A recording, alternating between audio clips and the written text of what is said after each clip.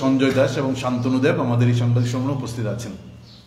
মূলত দুটি বিষয়ে আমরা এই সাংবাদিক সম্মেলন আহ্বান করেছি। তার আগে যে কথাটা আমাদের দুটি সংগঠনের পক্ষ থেকে বলা, যে পেহেলগামে সন্ত্রাসবাদী হামলায় 25 জন পর্যটক এবং একজন স্থানীয় মোট 26 জন সেখানে খুন হয়েছেন এবং এই ঘটনার পরবর্তী সময় বেশ কয়েকজন সেনাবাহিনীর জওয়ান দেশের পতাকা ঊর্ধ্বে তুলে ধরতে গিয়ে শহীদের মৃত্যুবরণ করেছেন। আমরা দুটি সংগঠনের পক্ষ থেকে তাদের প্রতি বিনম্র শ্রদ্ধা জানাচ্ছি। আমরা ভারতের 3টি সেনাবাহিনীর সমস্ত জওয়ানদের, সেনাবাহিনীকে আমরা অভিনন্দন জানাচ্ছি, শুভেচ্ছা জানাচ্ছি। তার পাশাপাশি আমাদের দিক থেকে যেটা বলা, যে আমরা ইতিমধ্যেই দেখেছি যে আমাদের এই সময়ে যখন সন্ত্রাসবাদের বিরুদ্ধে ঐক্যবদ্ধভাবে একটা লড়াইয়ের বার্তা নিয়ে আমাদের দেশের বিদেশ সচিব এবং ভারতের একজন অন্যতম সেনাবাহিনীর জওয়ান ভূমিকা সিং এবং সুফিয়া কুরেশি দেশের সামনে অন্যতম মুখ হয়ে উঠেছেন, পরবর্তী সময় আমরা দেখি আমাদের দেশের গেরুয়া ভক্ত বাহিনী, বিদেশ সচিব, তার পরিবার, তার কন্যা সুফিয়া কুরেশি, তার পরিবার এবং নেভির অফিসার যিনি পেহেলগামে শহীদের মৃত্যুবরণ করেছেন তার স্ত্রী হিমাংশীকে নিয়ে চূড়ান্ত নৃশংস আক্রমণ, কদর্য আক্রমণ সংঘটিত করছেন। এবং শেষ পর্যন্ত দেখলাম যে মধ্যপ্রদেশের একজন মন্ত্রী আমাদের সেনাবাহিনীর অন্যতম মুখ হয়ে ওঠা সুফিয়া কুরেশিকে সন্ত্রাসবাদীর মন হিসেবে প্রায় আখ্যায়িত করেছেন। গোটা রাজ্যে, গোটা দেশে গেরুয়া বাহিনী এই আক্রমণ সংঘটিত করেছেন। আমরা তীব্রভাবে এই পরিস্থিতিতে, যখন সেনাবাহিনী বলছেন ঐক্যবদ্ধভাবে লড়াই করা উচিত এবং এই সময়টা হচ্ছে ঐক্যবদ্ধভাবে লড়াই করার, তখন এই ঘৃণ্য আক্রমণ, একতাকে ভাঙার আক্রমণ, ঐক্যবদ্ধ লড়াইকে দুর্বল করার যে বিজেপির ভক্তদের এই আক্রমণকে আমরা নিন্দা জানাচ্ছি। এই কথাটা বলেই আমরা আমাদের সাংবাদিক সম্মেলনের যে দুটা মূল বিষয়ে আমরা কথা বলতে চাইছি। কর্মসংস্থান শূন্যপদ সম্পর্কে আমি বলবো, এবং আমাদের রাজ্যে নতুন করে অনৈতিকভাবে সংকীর্ণ রাজনৈতিক স্বার্থে বেকারদের, যারা কর্মপ্রার্থী, কর্মপ্রত্যাশী হয়ে কর্ম পাচ্ছেন, তাদেরকে মিসগাইডেড করার জন্য সংকীর্ণ রাজনৈতিক দলীয় স্বার্থে বিজেপি যে কাজটা করছেন, এই সম্পর্কে আমাদের রাজ্য সভাপতি পলাশ ভৌমিক বলবেন। তার আগে শূন্যপদ সংক্রান্ত বিষয় আমরা দেখছি গত কয়েকদিন ধরে মুখ্যমন্ত্রী অনৈতিকভাবে সভা করে, কয়েকদিন যাবৎ না, গত কয়েক বছর যাবৎ অনৈতিকভাবে কাজটা করতে গিয়ে রাজনৈতিক বক্তব্য রাখছেন এবং বলছেন কি শেষ পর্যন্ত, যে চাকরি পাওয়ার জন্য আর সোশ্যাল মিডিয়াকে ব্যবহার করতে হবে না, আন্দোলন করতে হবে না। আমরা এই প্রেস মিটের মাধ্যমে রাজ্যের মাননীয় মুখ্যমন্ত্রী এবং রাজ্যের যারা চাকরি পাচ্ছেন কিংবা যারা বেকার আছেন তাদের দৃষ্টি আকর্ষণ করতে চাই। আমরা রাজ্যের 40 লক্ষ মানুষের দৃষ্টি আকর্ষণ করতে চাই। তথ্যভিত্তিক যে কয়েকটা আমাদের কথা বলা, আমাদের রাজ্যের বিধানসভাতে 2019 সালের 3 সেপ্টেম্বর আমাদের বিধায়ক, তৎসময়ের বিধায়ক সুদন দাস প্রশ্ন করেছিলেন বিধানসভায়। তার উত্তরটা দিয়েছিলেন সেপ্টেম্বরের 3 তারিখ 2019 সাল, বিজেপি সরকার প্রতিষ্ঠিত হওয়ার মাত্র 1 বছর পর, যে শূন্যপদ কত কোন ডিপার্টমেন্টে, সেই শূন্যপদের তালিকা সেদিন বিধানসভায় তুলে ধরেছিলেন এবং কোন ডিপার্টমেন্টে কত শূন্যপদ আছে সেই সংখ্যাটা তথ্যভিত্তিক বিধানসভায় সুদন দাসের প্রশ্নের উত্তরে, এবং 2 জন প্রশ্ন করেছিলেন, এক হচ্ছেন সুদন দাস এবং দিবাচন্দ্র রাঙ্কল, তাদের প্রশ্নের উত্তরে সেদিন বিধানসভায় বিজেপি সরকার জানিয়েছেন আমাদের রাজ্যে শূন্যপদের সংখ্যা হচ্ছে 17,900। এটা হচ্ছে বিধানসভায় দেওয়া বিজেপি সরকারের তথ্য, 17,900। এই যখন চলতি অধিবেশন চলল, গত মার্চ মাসে যে অধিবেশন শুরু হয়েছিল, 21শে মার্চ শুরু হয়েছিল এবং এপ্রিল মাসের 1 তারিখ সম্ভবত এই অধিবেশন শেষ হয়েছিল। এই অধিবেশনে আমাদের রাজ্যের বিধায়করা যখন প্রশ্ন করছেন যে আমাদের রাজ্যে শূন্যপদ কত, তখন 14 থেকে 15টা ডিপার্টমেন্টের শূন্যপদের তথ্য বলছেন তাদের হাতে নেই। বাকি যে শূন্যপদের তথ্য আমাদের সামনে গোটা বিধানসভায় তুলে ধরেছেন, যার মধ্যে দিয়ে আমরা জানতে পেরেছি এই শূন্যপদের সংখ্যা হচ্ছে 43,285। 2019-এ শূন্যপদ ছিল 17,900। এই শূন্যপদ 14-15টা ডিপার্টমেন্ট বাদ দিয়ে শূন্যপদ হচ্ছে 43,285। আমরা নানাভাবেই তথ্য বিভিন্নভাবে সংগ্রহ করেছি। বিধানসভায় দেওয়া তথ্য হচ্ছে 43,285। বাকি যে ডিপার্টমেন্টটি দেয়নি সেখানে আরও প্রায় 8,000-এর মতন শূন্যপদ পড়ে আছে। সব মিলে আমরা দেখেছি যে 51,285টার মতন শূন্যপদ আমাদের রাজ্যের সরকারের বিভিন্ন দপ্তরে পড়ে আছে। আমরা দেখেছি যে 51,000-এর উপর শূন্যপদ পড়ে আছে, যেখানে চাকরি দিচ্ছেন না, সেখানে শুধুমাত্র শিক্ষা দপ্তরের শূন্যপদ কত, স্কুল এডুকেশনে মানে elementary education, secondary education, higher education এবং তার সঙ্গে 245টা আছে সোশ্যাল এডুকেশন। আমরা শুধু এডুকেশন সেক্টর যদি ধরি সেখানে শূন্যপদের সংখ্যা হচ্ছে 12,190। আমাদের রাজ্যের নতুন প্রজন্মকে অন্ধকারে তলিয়ে দেওয়ার জন্য সরকারের সিদ্ধান্তটা। 12,190টা শূন্যপদ হচ্ছেন এডুকেশন ডিপার্টমেন্টে। হেলথ ডিপার্টমেন্ট, স্বাস্থ্যক্ষেত্রের অবস্থা আমরা প্রতিদিন দেখছি কি ভয়ঙ্কর চিত্র স্বাস্থ্যক্ষেত্রের। সেখানে ডাক্তারের শূন্যপদ হচ্ছে 1,366। নার্সিং অফিসারের শূন্যপদ হচ্ছে 5,112। টেকনিক্যাল স্টাফ খুবই গুরুত্বপূর্ণ, সেখানে শূন্যপদ হচ্ছে 1,197। শুধুমাত্র হেলথ ডিপার্টমেন্টে স্বাস্থ্য দপ্তরে শূন্যপদ হচ্ছে 7,675। পাবলিক ওয়ার্ক ডিপার্টমেন্ট পিডব্লিউডি 3টে আছে, public work, R&B, road and bridge, water resource and DWS drinking water source. এই 3টাতে শূন্যপদ হচ্ছে 4,328। শুধুমাত্র মুখ্যমন্ত্রীর হাতে থাকা আরেকটা দপ্তর হোম ডিপার্টমেন্ট, সেই হোম ডিপার্টমেন্টে শুধু পুলিশের শূন্যপদ হচ্ছে 7,515। TSR বাদ, TSR এর তথ্য আমরা পাইনি। এই 4টা মুখ্যমন্ত্রীর হাতে থাকা শুধুমাত্র 4টা দপ্তরের শূন্যপদের সংখ্যা হচ্ছে 31,708। মুখ্যমন্ত্রীর হাতে অসংখ্য দপ্তর, আমরা সব দপ্তর ছেড়ে দিলাম, কিন্তু সবচেয়ে প্রাইমারি যে 3-4টা ডিপার্টমেন্ট, সব ডিপার্টমেন্ট মিলিয়ে তার মধ্যে এডুকেশন, হেলথ, পাবলিক ওয়ার্ক এবং হোম, এই 4টা ডিপার্টমেন্ট মুখ্যমন্ত্রীর হাতে থাকা প্রধান দপ্তর, সেখানে শূন্যপদের সংখ্যা হচ্ছে 31,708। আমরা অবাক হচ্ছি যে তার সঙ্গে এগ্রিকালচার ডিপার্টমেন্টে 2,075টা শূন্যপদ, ফিশারি ডিপার্টমেন্টে 11,533 শূন্যপদ, ফরেস্ট ডিপার্টমেন্টে 626 শূন্যপদ, পাওয়ার ডিপার্টমেন্টে 150 শূন্যপদ, ফায়ার সার্ভিসে 775টা শূন্যপদ। এরকম করে আমরা দেখছি ইন্ডাস্ট্রি অ্যান্ড কমার্স 408টা। সব মিলে যে তথ্য আমাদের সামনে বিধানসভায় উপস্থাপন করেছেন সেখানে 43,285টা শূন্যপদ করে আছে। তার বাইরে tribal welfare recharge, assembly secretariat, governor secretariat, GA, election, economics, statistic, youth affairs, TSR, college of agriculture, এই সমস্ত যে আরো 16টা ডিপার্টমেন্ট আছে সেখানে তথ্য বিধানসভায় প্রদান করেননি।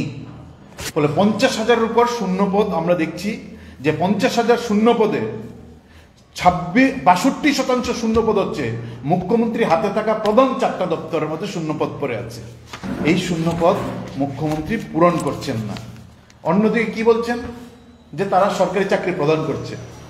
আমরা মাননীয় মুখ্যমন্ত্রীকে জিজ্ঞেস করতে চাই, আমরা আমাদের কথাগুলো যারা শুনছেন তাদের কাছে আমরা এই তথ্যটা তুলে ধরতে চাই।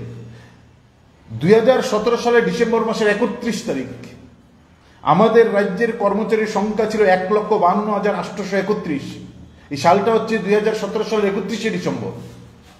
1,52,831 যখন সরকারি কর্মচারী, তার 6 বছর পর বিজেপির 6 বছর চলাকালীন 31শে ডিসেম্বর 2024 আমাদের রাজ্যের সরকারি কর্মচারীর সংখ্যা এসে দাঁড়িয়েছে 1,05,069। প্রায় বলা যেতে পারে 50,000-এর উপর শূন্যপদ মানে সরকারি কর্মচারীর সংখ্যা কমেছে। 50,000-এর উপর সরকারি কর্মচারীর সংখ্যা আমাদের রাজ্যে কমে গেছে গত বিজেপি সরকারের 6 বছরে। আমরা দেখছি যে হোম ডিপার্টমেন্টের যে এই যে শূন্যপদ, ত্রিপুরা পুলিশের শূন্যপদ হচ্ছে 7,515। আমরা রাস্তায় নেমে আন্দোলন করছি, 3 দফা আমরা আন্দোলন করলাম। 3টার মধ্যে একটা হচ্ছে কর্মসংস্থান, 2টা হচ্ছে আইন শৃঙ্খলা, আর একটা হচ্ছে নেশা। এই যে আইন শৃঙ্খলার জঙ্গলের রাজত্ব কায়েম হয়েছে এবং নেশায় ডুবিয়ে দেওয়া হচ্ছে, তার পেছনে অন্যতম ভূমিকা তো ত্রিপুরা পুলিশের। 3টা কারণ। এক হচ্ছে একটা অংশের ত্রিপুরা পুলিশ যাদের মেরুদণ্ড প্রায় ভেঙে দিয়েছেন, মেরুদণ্ড তুলে নিয়ে গেছেন বিজেপি রাজনৈতিকভাবে।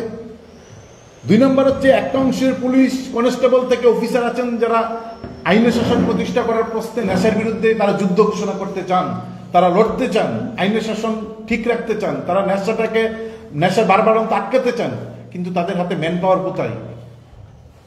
7,515টা শূন্যপদ পুলিশে।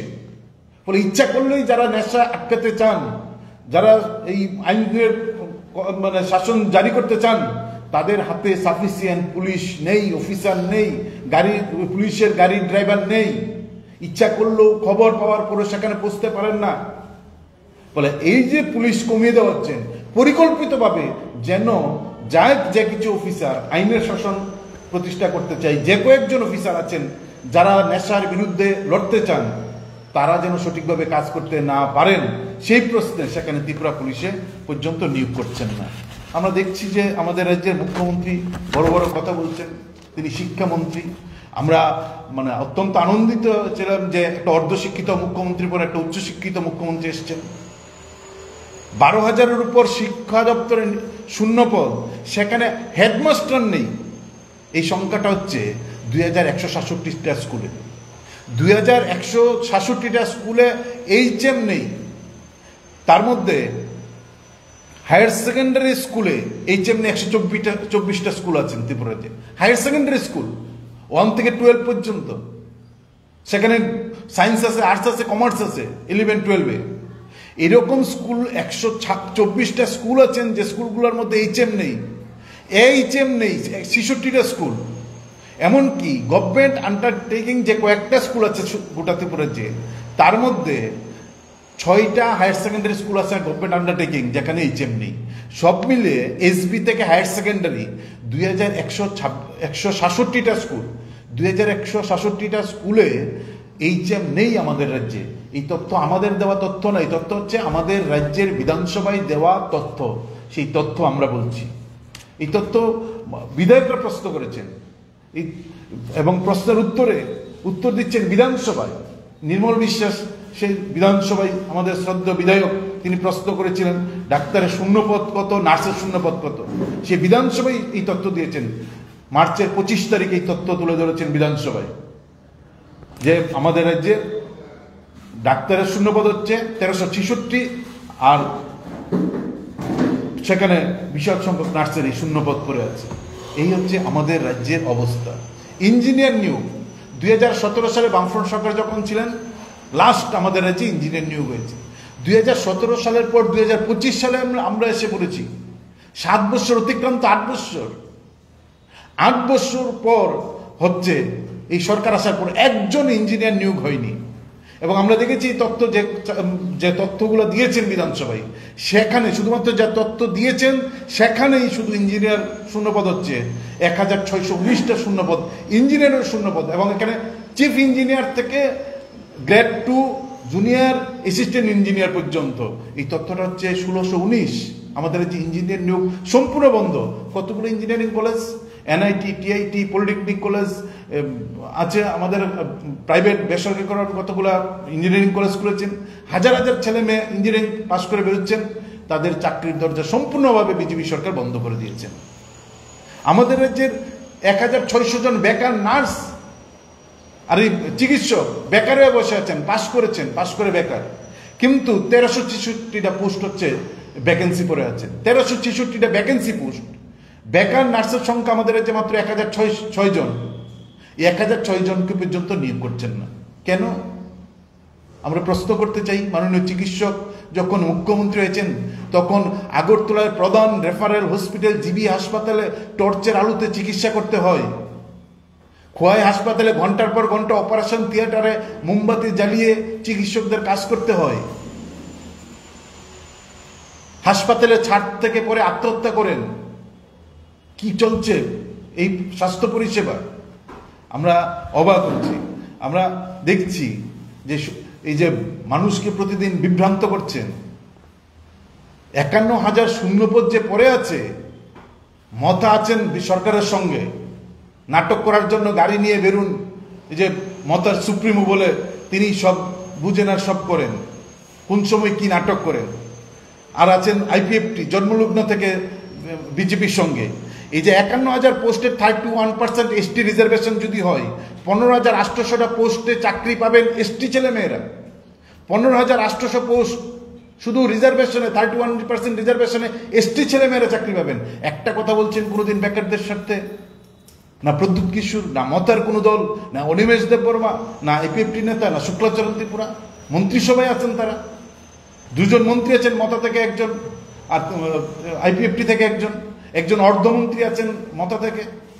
এই রিজার্ভেশন যদি 31 রিজার্ভেশনে 51,000 পোস্টের এগেনস্টে 15,800 জনের উপর এসটি ছেলেমেয়ের চাকরি পাওয়ার কথা, এই ছেলেমেয়েরা চাকরি পাচ্ছেন না, একটা শব্দ সেখানে উচ্চারণ করছেন না। আমরা এই প্রশ্নে দেখছি যে এই চাকরি যে হচ্ছে না, আরো বিপজ্জনক দিক হচ্ছে। প্রতি বছর 3,500 থেকে 4,000 পোস্ট এবলিস্ট হচ্ছে, কারণ 1 বছর পর পোস্টগুলো নিজে নিজে এবলিস্ট হয়। ভবিষ্যতে সেখানে চাকরি কোনো সুযোগ সেখানে থাকছেন না। মুখ্যমন্ত্রী নানা কথা বলছেন অফার হাতে, অনৈতিকভাবে অফার হাতে তুলে দিয়ে। আমরা মাননীয় মুখ্যমন্ত্রীকে জিজ্ঞেস করতে চাই, 2019 সালে জিআরএস এর পরীক্ষা হয়েছিল, ফলটা কেন প্রকাশ করছেন না?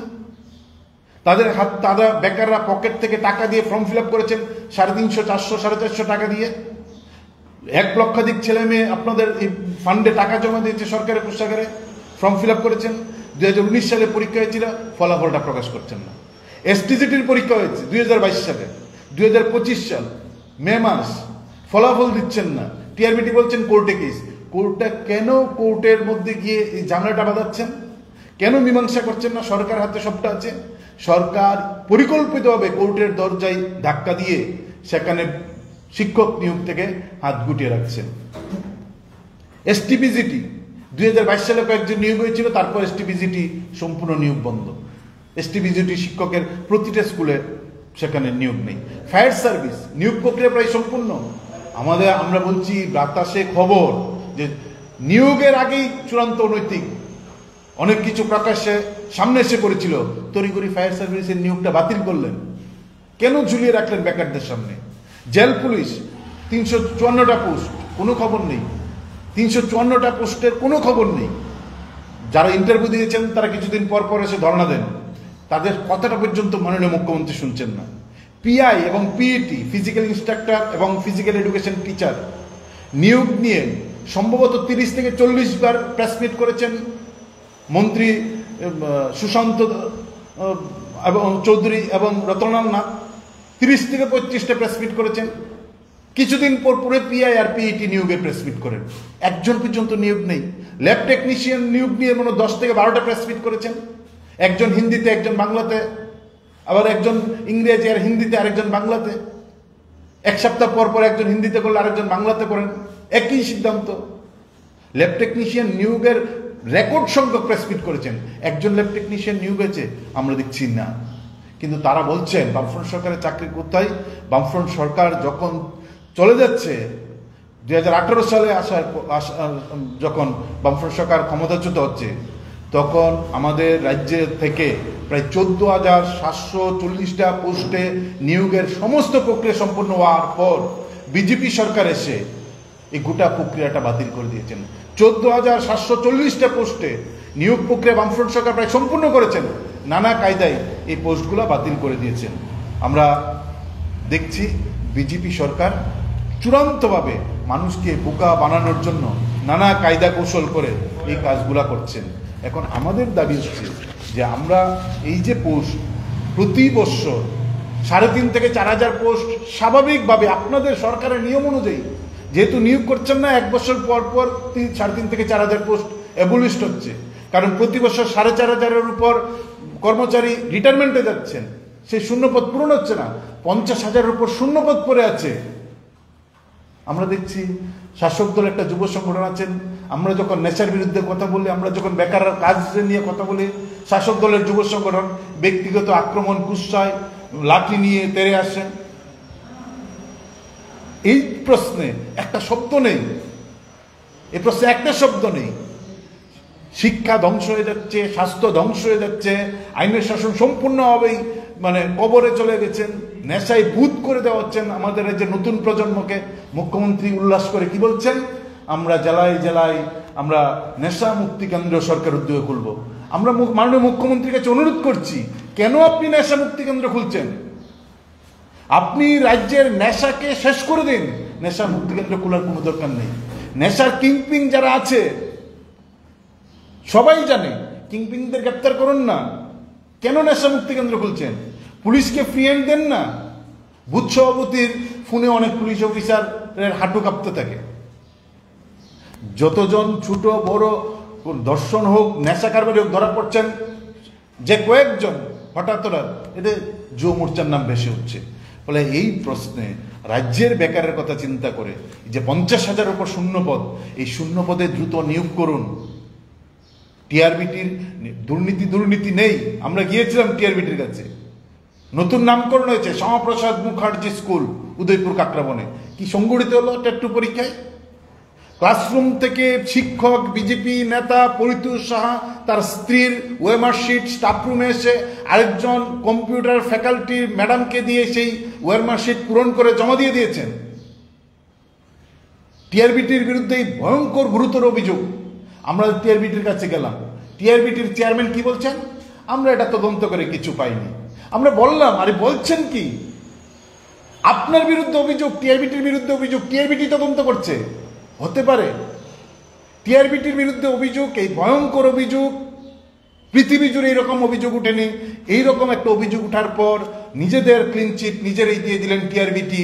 ওই শিক্ষক সকালবেলা একটা দরখাস্ত দিয়ে বলেছেন আমার স্ত্রী পরীক্ষার্থী, আবার এই শিক্ষক হেডমাস্টারের রুমে সারাক্ষণ বসেছিলেন, তার জন্য তাকে ট্রান্সফার করেছেন, শাস্তিমূলক ব্যবস্থা দিয়েছেন।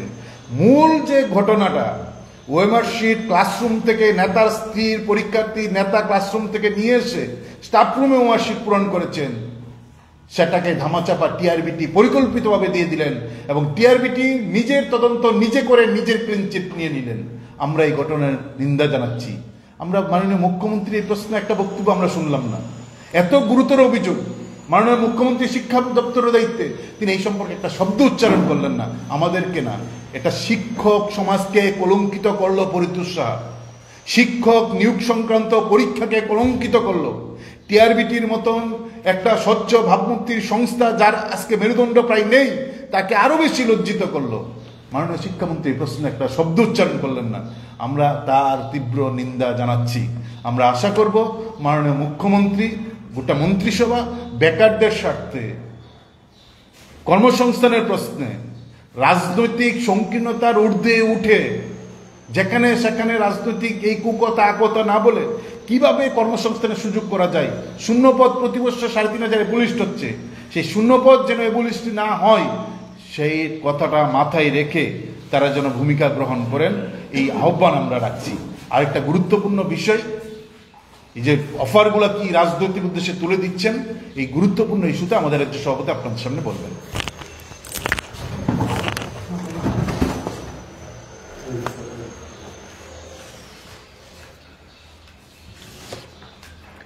সবাইকে শুভেচ্ছা এবং অভিনন্দন জানাই।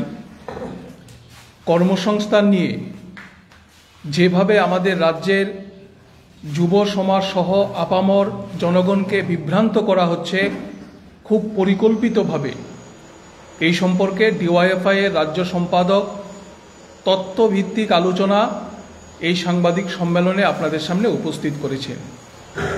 আমি কর্মসংস্থানেরই অন্য আরেকটি বিষয় নিয়ে মানুষের সামনে আমাদের যে বক্তব্য এটা তুলে ধরবার জন্য বিষয়টি এখানে উত্থাপন করছি। আমরা দেখছি যে রাজ্যে বিজেপি সরকার তৈরি হওয়ার পর একটা নতুন প্রথা তারা চালু করেছেন। অনেক প্রথাই তারা চালু করছেন নতুন নতুন। তার মধ্যে একটা নতুন প্রথা হলো, যারা চাকুরি প্রাপক তাদের অনুষ্ঠান করে মুখ্যমন্ত্রী, মন্ত্রিসভার সদস্য থেকে শুরু করে বিধায়ক পর্যন্ত এই অনুষ্ঠানে উপস্থিত থেকে তারা অফার বিলি করছেন। আমরা এই পদ্ধতির সম্পূর্ণ বিরোধিতা করছি, কারণ আমরা মনে করি এটা করা হচ্ছে রাজনৈতিক স্বার্থে এবং প্রশাসনের মধ্যে দলতন্ত্র কায়েম করার জন্য পরিকল্পিতভাবে এই জিনিস করা হচ্ছে এবং একটা মেসেজ দেওয়ার চেষ্টা হচ্ছে যে আগামী দিনে চাকরি পাওয়ার পর তোমাকে দলের অনুগত সৈনিক হিসাবেই কাজ করতে হবে। এই কারণে আমরা সরকারের এই যে প্রথা বা পদ্ধতি, তার বিরোধিতা আমরা করছি। প্রথমত যেটা বলতে চাই যে প্রথমে 10 বছর, তারপরে 25 বছর, দুই পর্যায়ে মোট 35 বছর আমাদের রাজ্যে সরকার চালিয়েছে বামপন্থীরা। এবং এই 35 বছরের বাম শাসনে আমরা জানি যে হাজার হাজার ছেলেমেয়ের সরকারি চাকরি হয়েছে। কোথাও একটি উদাহরণ কেউ দেখাতে পারবে না যে মুখ্যমন্ত্রী, মন্ত্রিসভার কোনো সদস্য কিংবা বিধায়ক উপস্থিত থেকে সরকারি অনুষ্ঠান করে চাকরির অফার বিলি করা হচ্ছে। যদি 35 বছর ধরে বামফ্রন্ট এটা করত, তাহলে প্রতিদিন একটা করে অনুষ্ঠান আগরতলার আস্তাবল ময়দানে করতে হতো। কারণ পরিসংখ্যান হচ্ছে, রাজ্যে বামফ্রন্ট সরকার থাকার সময় প্রতিদিন গড়ে 11 জন করে বেকার ছেলেমেয়ের কর্মসংস্থানের ব্যবস্থা হতো। কিন্তু আজকে আমরা দেখলাম যে রাজ্যে বিজেপি সরকার তৈরি হওয়ার পর শুধুমাত্র প্রচারের জন্য, শুধুমাত্র বিজ্ঞাপনের জন্য এই জিনিস করা হচ্ছে। এবং সরকার এতটাই প্রচারপ্রিয়, পাড়ার সামাজিক অনুষ্ঠান থেকে শুরু করে, উৎসব থেকে শুরু করে এখন চাকরির অফার পর্যন্ত অনুষ্ঠান করে এগুলি বিলি করা হচ্ছে। আমরা জানি যে মন্ত্রীরা কেউ সরকারি চাকরি করেন না, আবার তারাই বিভিন্ন দপ্তরের চাকরির অফার বিলি করছেন। মন্ত্রিসভার কাজ কি? মন্ত্রিসভার কাজ হচ্ছে নিয়োগ নীতি ঠিক করা, শূন্য পদ পূরণ করা হবে কিনা, কিংবা নতুন কোনো পদ তৈরি করা হবে কিনা, এই পর্যায় পর্যন্ত হচ্ছে মন্ত্রিসভা কিংবা ক্যাবিনেটের কাজ। তার পরবর্তী সময়ে চাকরি নেওয়ার জন্য যে প্রতিযোগিতামূলক পরীক্ষাগুলো হয়, এগুলি কারা নেন? আমাদের রাজ্যের বিভিন্ন যে সংস্থাগুলো আছে, যেমন ধরুন টিআরবিটি বা টিপিএসসির মাধ্যমে এই পরীক্ষাগুলো নেওয়া হয়। একজন চাকরি প্রত্যাশী যুবক সে এই পরীক্ষায় উত্তীর্ণ হয়ে তার যোগ্যতার পরিচয় দিয়ে সে চাকরি পান। কিন্তু এমনভাবে সরকারি অনুষ্ঠান করে চাকরিগুলি প্রদান করা হচ্ছে, মনে হবে যেন যে তাদের প্রতি অনুকম্পা করা হচ্ছে, দয়া দাক্ষিণ্য দেখানো হচ্ছে এবং বিষয়টাকে দাতা এবং গ্রহীতার পর্যায়ে নিয়ে যাওয়া হয়েছে।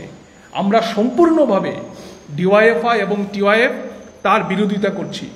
মুখ্যমন্ত্রী থেকে শুরু করে মন্ত্রিসভার সদস্যরা প্রায়শই বলেন যে আমরা স্বচ্ছতার সাথে নিয়োগ করছি, আমাদের বেকার ছেলে মেয়েদের চাকরির জন্য নেতা মন্ত্রীদের বাড়িতে যেতে হয় না। আবার তারাই যখন অফার বিলি করছেন, একেবারে প্রচারের আলুতে থেকে বিধায়ক স্তর পর্যন্ত নেমে এসেছে এই অফার বিলি করার যে কাজ, এই কাজটি করার জন্য। আমরা আশঙ্কা প্রকাশ করছি আগামী দিনে হয়তোবা আমাদের দেখতে হবে, এই রাজ্যের মানুষকে দেখতে হবে যে চাকরির অফার বিলি করছেন গ্রামের প্রধান, পঞ্চায়েত সমিতির চেয়ারম্যান কিংবা মণ্ডলের যারা কার্যকর্তা, তারা পর্যন্ত অফার বিলি করছেন। ফলে আমরা ডিওয়াইএফ টিওয়াইএফ এই প্রথার সম্পূর্ণ বিরোধিতা আমরা করছি এবং আমরা মনে করি এটা নীতিগতভাবে করা যায় না। সরকার এই রাস্তা থেকে সরে আসুক এবং যারা চাকরি প্রাপক, যারা অফার পেলেন, তাদেরকে যেন দলদাসে পরিণত করা না হয়। এবং সবচেয়ে আমরা অবাক হলাম, এই যে গত পরশুদিন পুলিশের কনস্টেবল পদে অফার দেওয়া হলো। পুলিশ হচ্ছে এমন একটা বাহিনী যারা নিরপেক্ষভাবে তারা তাদের দায়িত্ব পালন করবেন। এখানে যখন নেতা মন্ত্রীদের উপস্থিতিতে অফার বিলি করা হচ্ছে, স্বাভাবিকভাবেই তাদের উপর একটা চাপ থাকে যে আমাকে সরকারের অনুগত হিসাবেই কাজ করতে হবে। পুলিশ মানে কারো অনুগত না, পুলিশ মানে হচ্ছে আমাদের দেশের সংবিধানের অনুগত সৈনিক এবং আমাদের দেশের আইনের শাসন তৈরি করা, আমাদের রাজ্যে আইনের শাসন প্রতিষ্ঠিত করার জন্য পুলিশ তার ভূমিকা পালন করবে। সেখানে পর্যন্ত আমরা দেখলাম যে অনুষ্ঠান করে নেতা মন্ত্রীদের উপস্থিতিতে অফার বিলি করা হচ্ছে। আমরা এই প্রথা যেন আগামী দিনে রাজ্য সরকার এই প্রথা থেকে সরে আসেন এবং আগে যেই রকমভাবে বামফ্রন্ট সরকার থাকার সময় এই ডাকঘরের মাধ্যমে, পোস্ট অফিসের মাধ্যমে হলুদ খাম যারা চাকরি প্রাপক তাদের কাছে অফার পৌঁছে দিত, এই পদ্ধতিতেই যেন অফার পৌঁছে দেওয়া হয়। এই প্রথা সরকারকে মানতে হবে এবং আমরা এই বিষয়টি আপনাদের মাধ্যমে সমস্ত জনগণের কাছে এই বিষয়টি আমরা নিয়ে যেতে চাই এবং যারা চাকরি পেয়েছেন তাদেরকেও আমরা ধন্যবাদ জানাতে চাই যে তাদের যোগ্যতার পরিচয় দিয়ে তারা চাকরিগুলি পেয়েছেন। আর কিছু বক্তব্য আছে আপনাদের?